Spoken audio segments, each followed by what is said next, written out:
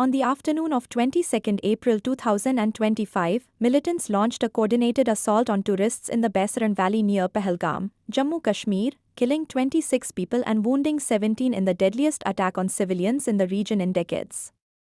The little-known Kashmir resistance group claimed responsibility shortly afterward, framing the violence as retaliation against the influx of outsiders into the region.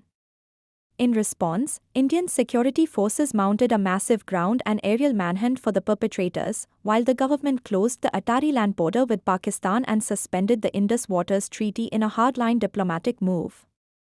Economically, the massacre has crippled Kashmir's burgeoning tourism sector. Airlines scrambled to evacuate stranded visitors, and operators reported cancellations for over 70% of upcoming bookings.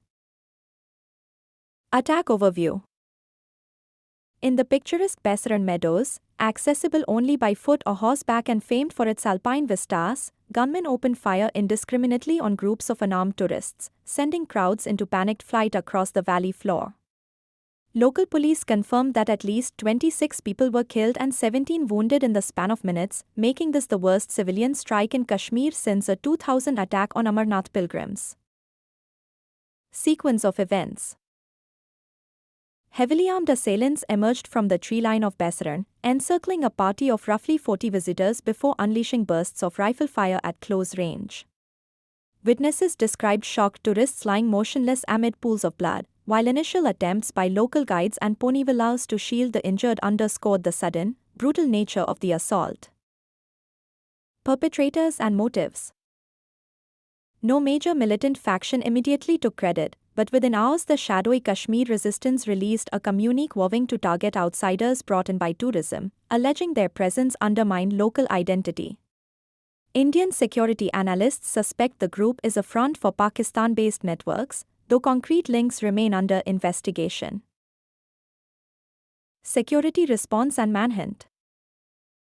Indian Army and paramilitary units were swiftly deployed to comb the surrounding hills, with helicopter sorties and checkpoints established on all approach routes to Pehalgam.